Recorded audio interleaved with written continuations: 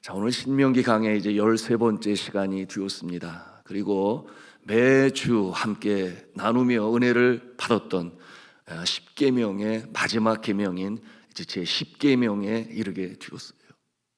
10계명의 내용이 무엇인가 보니 너희는 남의 소유를 탐내지 마라, 그렇게 말씀하고 있습니다. 여러분, 이 10계명의 모습이 처음과 마지막 1계명과 10계명의 공통점이 있으니 그것은 무엇인가 하면 마음에 관한 것이에요.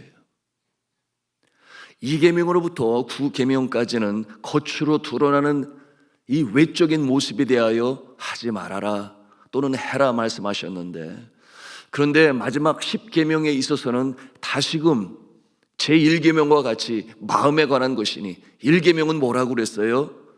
너는 나 외에 다른 신들을 내게 두지 말지니라. 마음에 관한, 믿음에 관한 부분으로 말씀하셨죠. 하나님이 있어야 할 그 자리에 다른 것으로 대체하지 말아라, 그와 같은 내용으로 마음에 관하여 계명으로 주셨는데, 그리고 이 제10계명에서도 마찬가지로 마음에 관한 것으로 계명을 주시니 왜 그렇겠습니까? 이 계명을 완성하시기 위하여 이처럼 마음에 관한 계명으로 주신 것이에요. 여러분, 세상의 모든 법들은 외적인 것에 초점을 맞추고 있습니다. 그러므로 속마음이 어떻든 알 바 아니에요. 자유입니다. 신약 성경에 등장하는 바리새인들의 율법을 대하는 태도가 비슷하지 않습니까? 그러므로 그들은 겉으로 드러나는 이 행위에 대해서 치중하게 되니까 그 모습이 외식하는 모습이 되었고 가식하는 모습이 되었고, 그러므로 정작 겉으로는 그렇게 할지 몰라도 그 심령 속 사람은 그렇지 아니함을 예수 그리스도께서는 아셨어요. 그러므로 그들을 향하여 꾸중하십니다. 너희가 겉사람은 그럴듯한데 그 모습은 마치 회칠한 무덤과 같아서 속에서는 시체가 썩는 냄새가 난다. 여러분, 외적으로 지키는 것이 다다 아니라는 것을, 세상은 그렇게 법을 정하여 지키게 할지 모르지만, 그러나 우리가 믿고 따르는 기독교 신앙은 속사람 마음까지도 감찰하시는 하나님이 있음을 우리는 이렇게 볼 수가 있는 것입니다. 율법의 완성을 이루기 위하여 10번째 계명, 다시금 마음으로 돌아가는 이 계명의 모습을 우리가 대합니다. 우리는 그런 생각 가질 수 있어요. 외적인 행함으로 계명을 다 이루었다? 그렇지 아니에요. 여러분, 우리 주님께서는 그와 같은 심령에 뭐라고 말씀을 하시는가? 아니니라, 교만하지 말아라. 하나님은 속 사람을 보시느니라. 잠언서 16장 2절에 뭐라고 말씀하시는가 하면, 우리 같이 한 음성으로 읽겠습니다. 시작. 사람의 행위가 자기 보기에는 모두 깨끗하여도 여호와는 심령을 감찰하시느니라. 그런가 하면 이스라엘의 왕을 지정하실 때 사무엘 선지자를 통해서 이새의 집으로 보냈어요.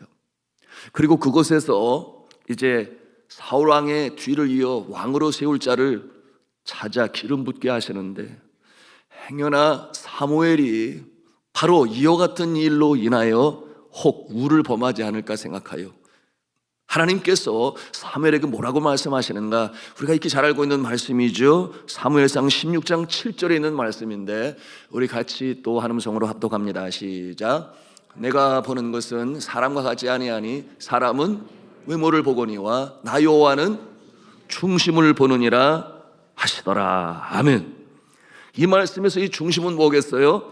우리의 속사람, 우리의 마음을 가리켜 말씀하시는 것입니다. 자, 성도 여러분, 외적인 모습뿐만 아니라 내적으로도 바르시기를 바랍니다. 이는 사람의 눈을 의식하는 것이 아니라 하나님 앞에서, 코람데오의 신앙이라고 그러죠. 하나님의 면전에서 나의 마음, 나의 진실을 드러내는 것입니다.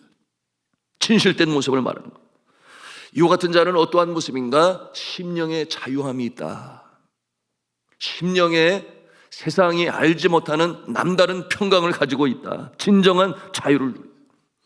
그러므로 산상수훈을 통해 마태복음 5장 8절에 예수 그리스도께서 뭐라고 말씀하세요? 마음이 청결한 자는 복이 있나니 그들이 하나님을 볼 것이며, 마음이 청결한 자에게 이처럼 차원적으로 다른 복을 하나님께서 주시는데, 심령의 자유함이 있어요. 심령의 평강이 있어요. 세상에 주지도 알지도 못하는 그와 같은 그 심령의 복을 하나님께서는 주신 자 누구에게?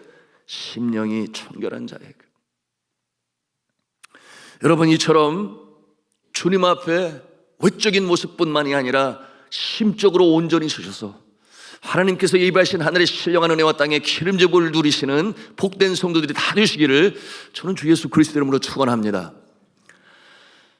오늘 제 10계명은 탐내지 말라 그렇게 말씀하시는데요, 이 탐내지 마라 해서 이 탐내다라고 하는 이 히브리 성경 원어를 살펴보게 되니 같은 절에 두 가지 다른 단어를 사용하고 있습니다.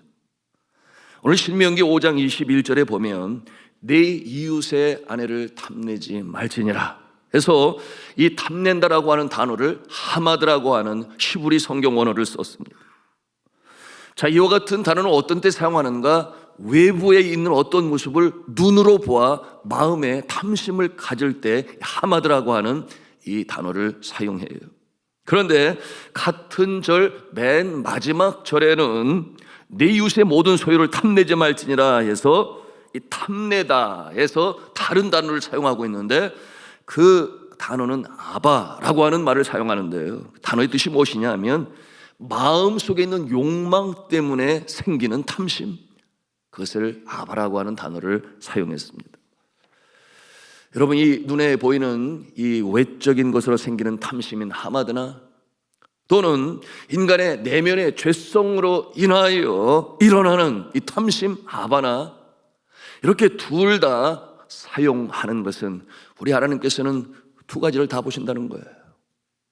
겉으로 드러나는 외적인 어떠한 물질, 눈으로 보아 탐심을 갖는 것뿐만 아니라 죄성으로 말미암아 우리의 심성 가운데 내가 더 유익함을 얻기 위하여 남들의 것을 임의로 내 것으로 만드는 이와 같은 모습도 아니라는 것입니다. 이 두 가지를 다 강조하시는 하나님의 말씀이에요.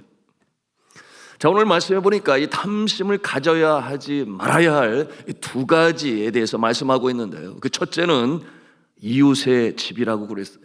이웃의 땅이라고 그랬어요. 이는 눈에 보이는 남의 물질 또는 물건에 대한 탐심인 것입니다. 성경의 예로는 아합 왕이 이세벨과 더불어 그처럼 그들의 눈에 탐스러운 나봇의 포도원을 자신의 것으로 만들려고 그래요. 아니, 왕이고 임금이면 얼마든지 땅이 있을 터인데 하필 그처럼 신실한 이 농군의 땅을 자신의 것으로 만들려고 해요. 그러므로 근거도 없는 소문을 퍼뜨려서 결국 왕을 모욕하는 존재라 하여 이 나봇을 죽이고 그 포도원을 빼앗아요. 탐심의 결과입니다. 하나님이 가만히 계실까요? 선지자의 예언대로 전쟁터에서 그는 화살에 맞아 죽게 되고 그가 실려있는 이 마차에서 흘러내리는 그의 피를 개들이 핥았더라. 그처럼 비참한 결말을 맞이하고 맙니다. 그런가 하면 여러분, 둘째로 우리가 이 탐심에 대한 영역을 보게 되는데, 그것은 뭐냐 하면 사람에 대한 탐심인 것을 대합니다.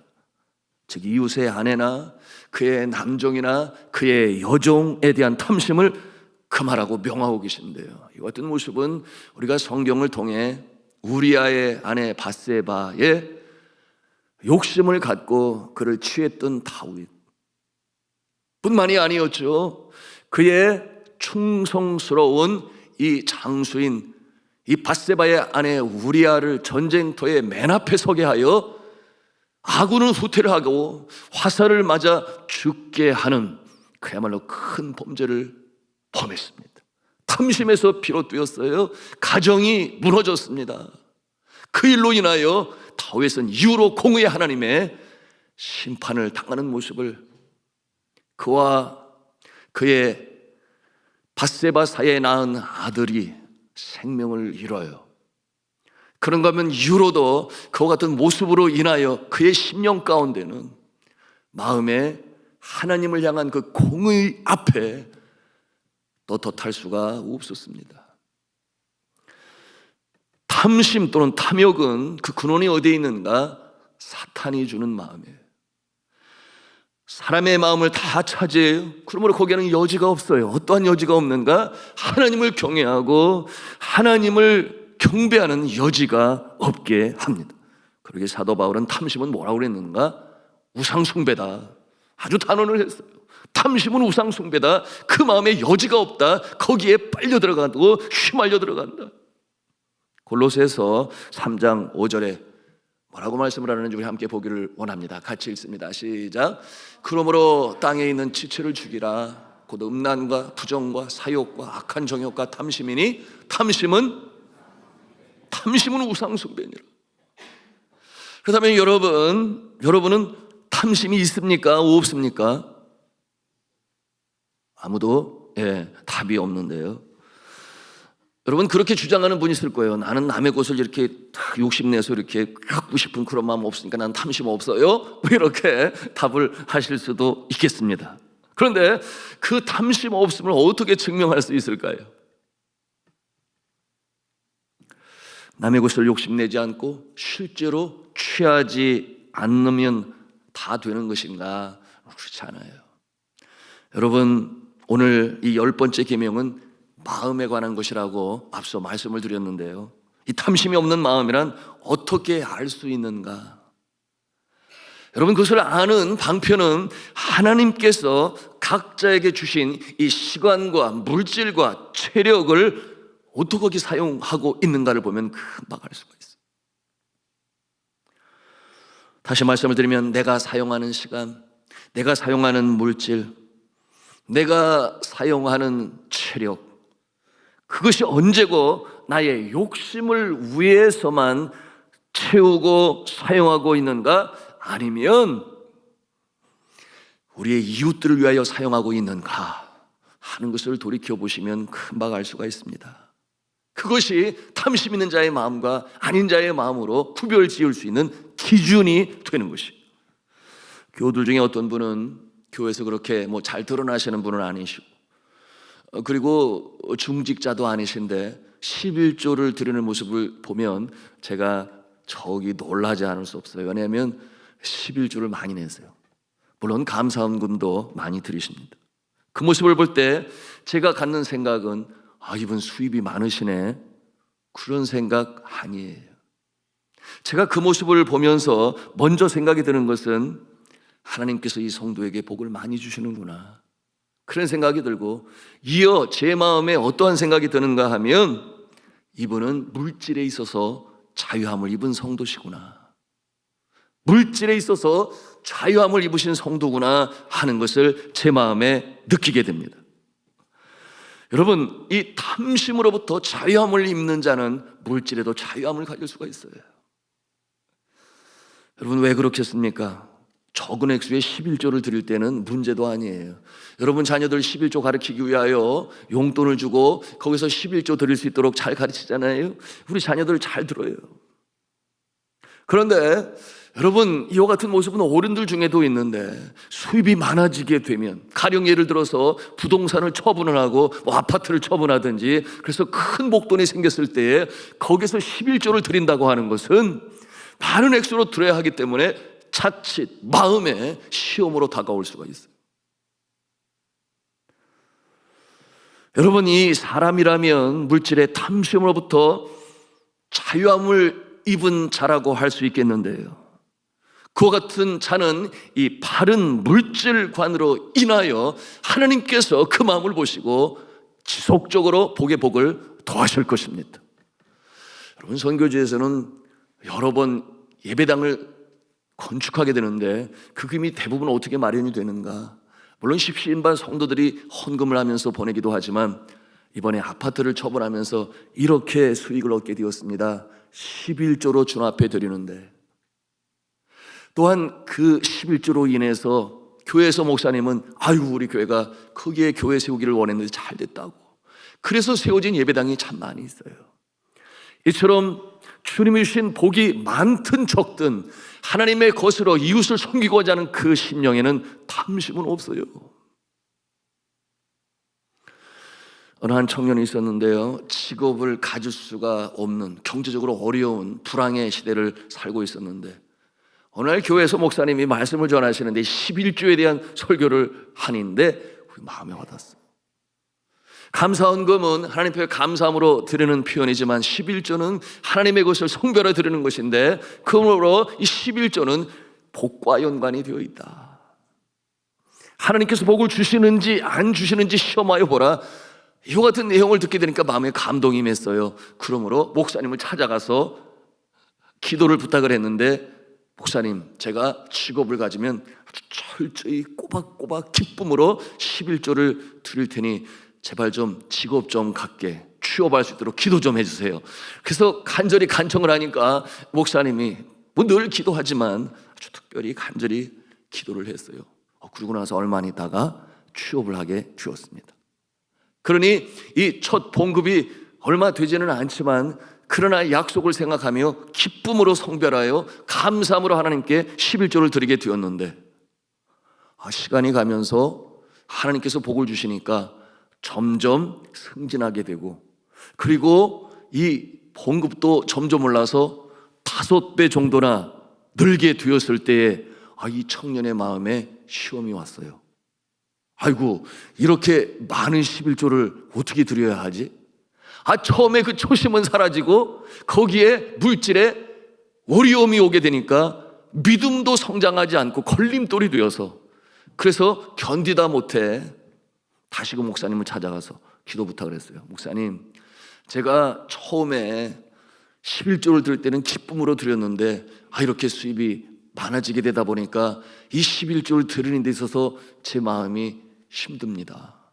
그것이 시험이 되어서 참 믿음에서도 성숙하지 못하는 상황에 이르는데, 목사님 기도해 주세요. 어떻게 하면 초심으로 돌아가서 11조를 다 드릴 수 있는지. 목사님께서 저를 위해서 기도해 주시면 감사하겠습니다. 그래서 목사님이 간절히 기도를 했대요. 하나님 아버지, 제 사랑하는 청년이 하나님의 복을 받아서 이렇게 물질에 큰 수입이 있는데 초심을 잃지 않고 주를 사랑하는 마음으로 주 앞에 잘 드릴 수 있도록 해주세요. 간절히 기도를 했대요. 그런데 얼마 지나지 않아서 갑작스럽게 감봉이 되기 시작해가지고, 어디까지 감봉이 되었는가? 처음 받을 때에 그 액수까지 감봉이 돼가지고 그 상황 가운데에서 11조를 드려야 되니 이제는 처음에 생각이 들어서 얼마 되지는 않는데, 저는 잘 모르겠어. 이 청년이 기쁜 마음으로 감사함으로 잘 11조를 드렸는지 안 드렸는지, 뭐 거기까지는 모르겠습니다만, 여러분, 물질의 자유로움, 나의 시간의 자유로움, 그런가 하면 나의 체력을 사용하는 데서의 자유로움, 나 자신 울타리를 넘어서서 하나님 기뻐하시는 이웃들과 사용할 때에 너희가 이웃의 소유를 탐내지 말라 해서 벗어나서 더욱더 적극적으로 하나님의 은혜와 복을 누리시는 그 계명으로 이루시는 줄로 믿으시길 바랍니다. 자, 그렇다면 우리는 어떻게 이 탐심을 물리칠 수 있을까요? 사도 바울의 삶을 통해서 배우는 가르침이 있어요. 그 모습, 여러분, 이 사도 바울이 뭐라고 고백을 하는가? 어떤 형편에서든지 내가 자족하기를 배웠다. 이것이 탐심을 물리치는 가장 기본적인 영적 자세가 되는 것입니다. 빌립보서 4장 12절에 그가 뭐라고 고백을 하는가? 우리 함께 보기를 원하는데요, 4장 12절 말씀 함께 읽겠습니다. 시작. 나는 비천에 처할 줄도 알고 풍부에 처할 줄도 알아. 모든 일 곧 배부름과 배고픔과 풍부와 궁핍에도 처할 줄 아는 일체의 비결을 배웠노라. 아멘. 자, 여기에서 배웠다라고 하는 이 단어를 사용해요.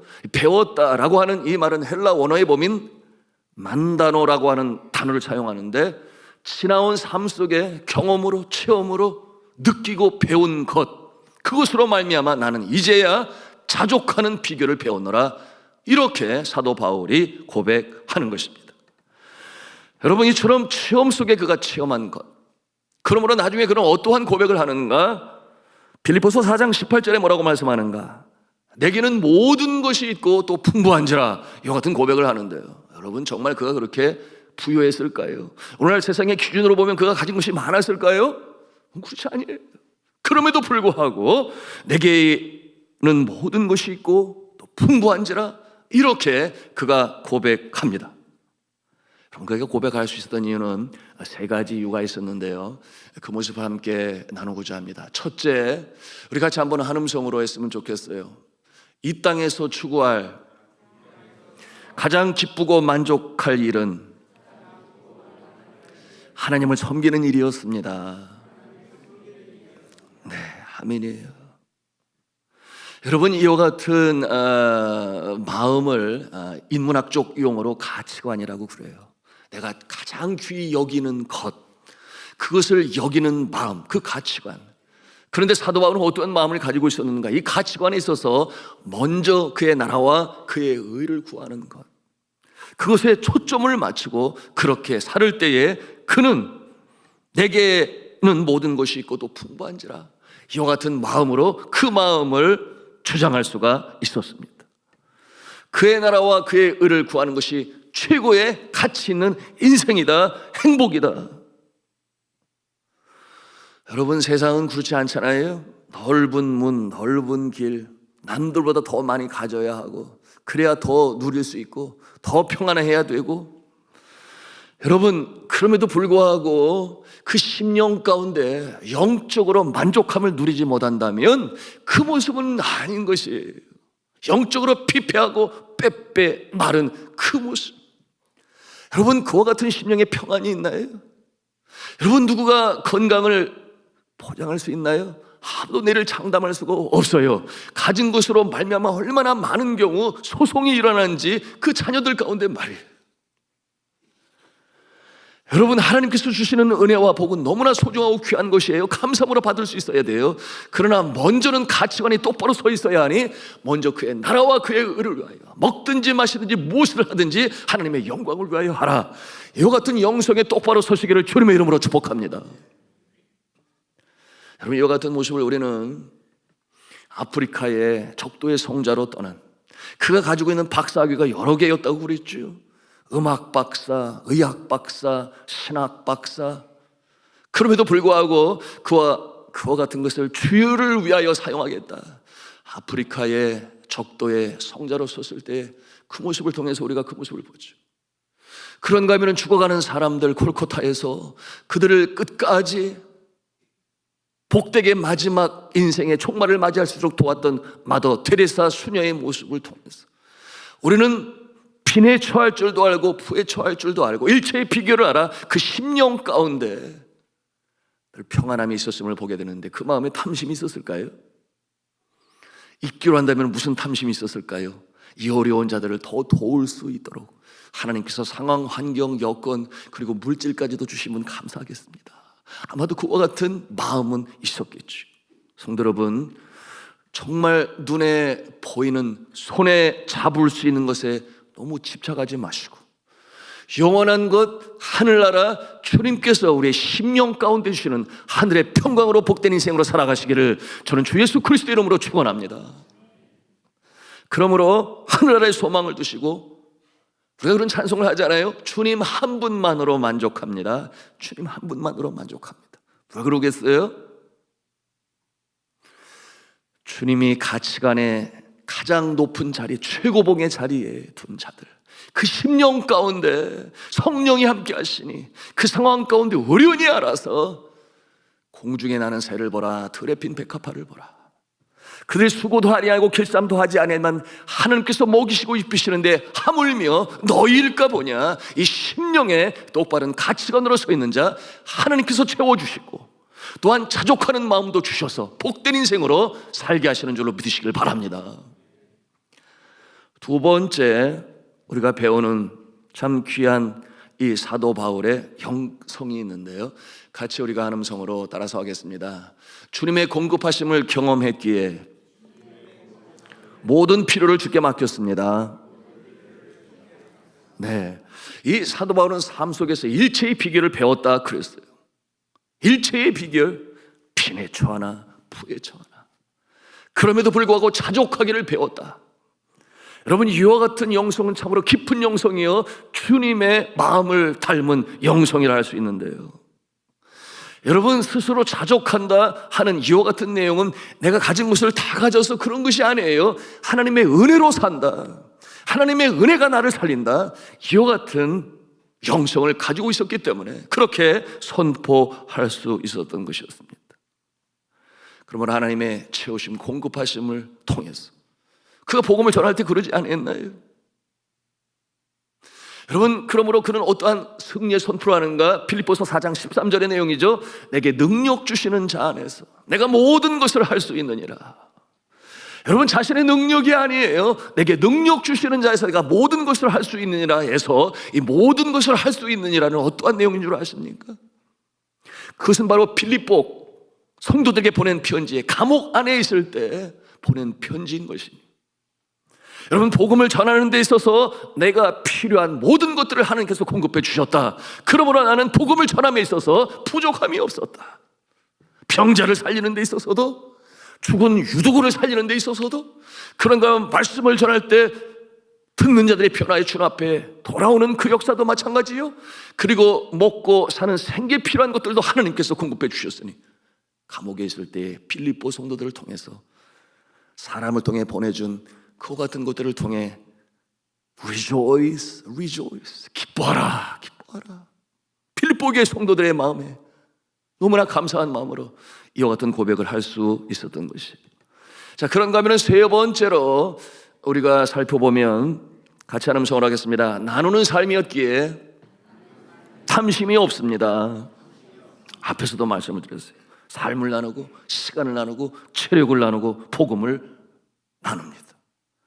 여러분, 이 탐욕의 반대는, 반대말은 무슨 말일까요? 탐욕의 반대말, 나눔이에요. 탐내지 마라를 우리가 적극적으로 행하기 위해서는 어떻게 하라는 거예요? 나누라. 그럴 때 탐심은 자연 사라지게 될 것이다. 우리가 가지고 있는 것들을 나누기 시작하면 탐욕이 없어져요. 참 신비하죠. 미움의 반대는 사랑이듯이 내 안에 찾아온 탐욕을 없애는 방법은 곧 나눕니다.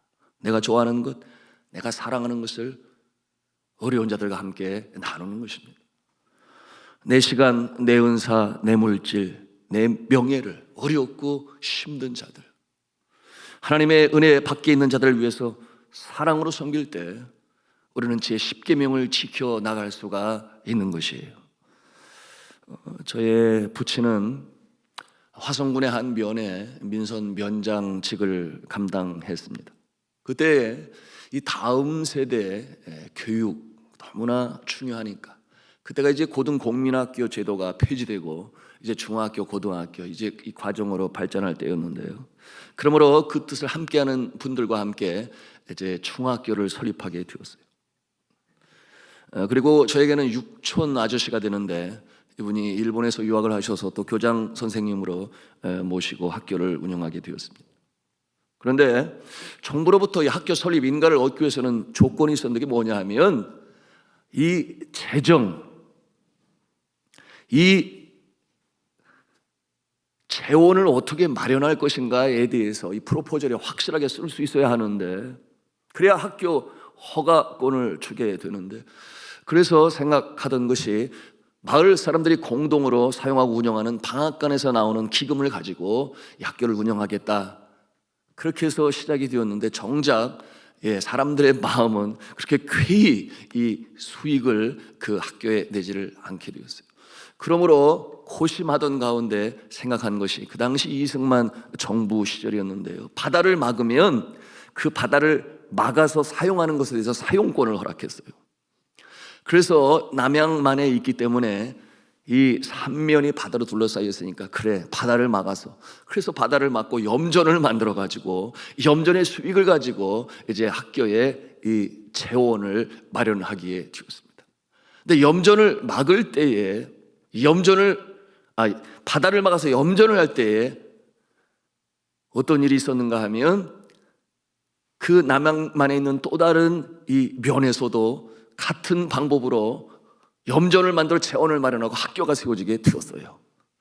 그런데 박정희 정부가 들어서면서 이제는 땅을 등기를 해야 되는데 누구의 이름으로 해야 될 것인가에 대하여 저의 부친은 학교 법인의 이름으로 해야지, 그렇게 해서 등록을 하게 되었습니다. 그리고 시와 지구 매립의 때에 이 염전은 받게 되었고, 그리고 정부로부터 보상을 받게 되었는데 10년 전에 있었던 일이에요. 그때 정부로부터 400억 원을 받게 되었습니다. 참 큰 돈 아니겠어요? 그러므로 학교 발전에 굉장히 큰 또 재원이 되었죠. 그래서 평촌에 10여 층이 넘는 큰 빌딩을 사서 그것을 세를 주고 또 사용하게 되니 거기부터 나오는 이 재원으로 인하여 학교는 그것이 이 면 소재지 있기는 합니다만은, 그러나 어디 도시의 사립학교 못지않게 아주 시설도 훌륭하고, 또 학생들은 해외 연수를 가게 하고, 그런가 하면은 제주도로 수학여행을 가게 하고, 참 그렇게 아름다운 혁혁한 발전을 이룰 수가 있었어요. 그런데 또 다른 학교에서는 그렇게 염전을 만들어 재원을 만들었지만 정작 등기를 할 때는 누구의 이름으로 하였는가? 설립자 개인의 이름으로 등기를 하게 되었습니다. 어떻게 되었을까요? 그 많은 재산이 자손들에게 물려지게 될 때 저는 형제간의 이 재산, 이 분쟁 소송이 시작되었다는 소식을 들었습니다. 여러분, 이 탐심이라고 하는 것은 당장 내 눈에는 유익이 될 것 같으나 그러나 그렇지 않은 모습을 우리는 어디서든지 발견할 수가 있어요.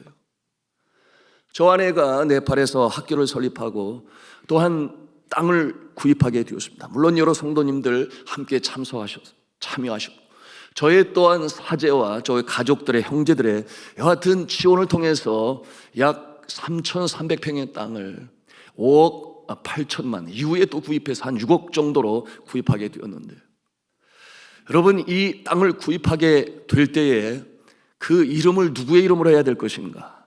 컴퍼니로 세워 비즈니스로 대표자 이름으로 하게 되면 저 아내 이름으로 놓을 수도 있어요. 그런데 당연히 학교를 위한 땅이니 학교 법인으로 등록을 해야지. 그러다 보니 저 아내 이름은 거기에 들어갈 수가 없어요. 그러는 가운데 여러분, 세월이 흘러 2014년도에 샀으니까 지금 한 9년이 지나오는 가운데 6배가 오르게 되었으니 그야말로 대박 터진 거 아닙니까? 거래 액수가 얼마가 되는 거예요? 40억 원이 훌쩍 넘어서게 되었는데, 아이고 목사님, 그때 목사님 이름으로 해놨어야지, 그래야 대박을 얻는 건데, 그런 생각 가지십니까? 아마 그렇게 됐다고 한다면 제가 여기에 서 있을 수가 없을 거예요. 왜냐하면 그런 사람들도 있어요. 선교사 중에 이 학교의 안전을 위해서 그랬는지는 모르지만 컴퍼니로 등록하고 개인이 대표자 이름으로 해서 그렇게 땅의 재산 명의를 개인으로 두게 되니까 여러분, 거기에서 떠나지를 못하고 재산권에 많은 생각을 갖게 되니까 연로하게 되면은 그의 사위를 부르고 또 딸을 불러서 계속해서 그 재산권을 유지하는 모습을 볼 수 있기 때문에 그런 생각을 갖지 않을 수가 없습니다.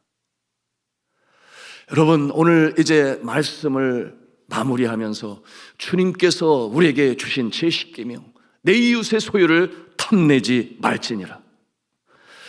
여러분, 이와 같은 내용은 예수 그리스도께서 누누이 우리에게 교훈으로 주시는데요, 누가복음 12장 15절에 있는 말씀이에요.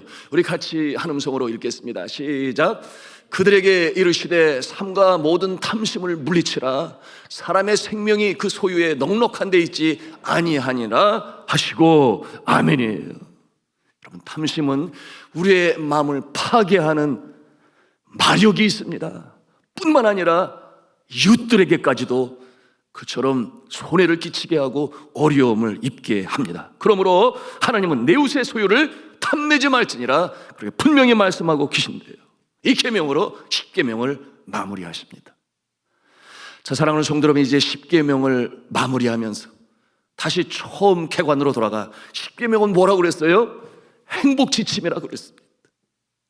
행복 가이드라인이라고 그랬어요.